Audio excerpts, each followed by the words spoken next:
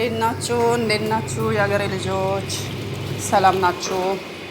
እስቲ ልብስ አንድ ላይ እንጠብ ላሳያችሁ። የዱባይን ልብስ አስተጣጠብ ማለት ነው። ዱባይ ምንድን ነው የሚበዛው ያላችሁ፣ ይሁን ዱባይ ይሄ ሁሉ ልብስ ይታጠባል።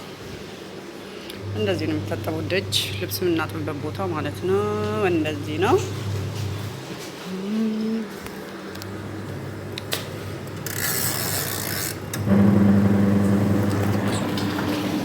የሚተኮሰውም በዚህ ነው እና ግን ይሄ ሁሉ ታጥቦ ግን የሚተኮሰው ልጅ ወንዶቹ የሚለብሱት ቀያዩ፣ በአጠቃላይ ረዣዥሙ ነጩ የሚተኮሰው ግን ለወንደሪ ነው።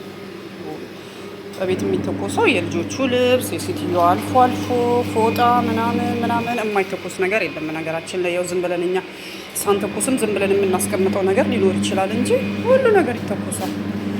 ግን ያው አረብ ሀገር ስትሰሩ 100% ሀቅ እሰራለሁ የምትሉ ከሆነ በጣም ትጎዳላችሁ እና ትንሽም ራሳችሁን አለመጉዳትም አሪፍ ነው እንጂ አረብ እናንተ አራችሁን እየበላችሁ እንድትሰሩ ነው የሚፈልገው።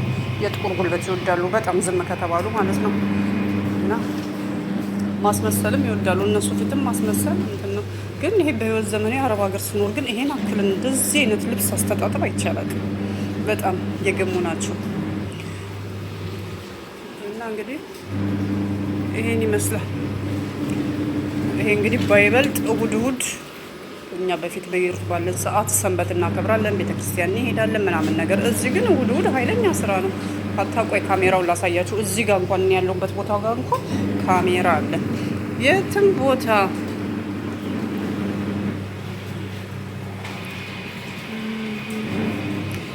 የትም ቦታ ነው እዚህ ካሜራ ያለው። ካሜራ የሌለበት ቦታ ቢኖር ጠይቁኝ። ወላሂ መኝታ ቤታችንና ሽንት ቤት ሳይሆን አይቀርም።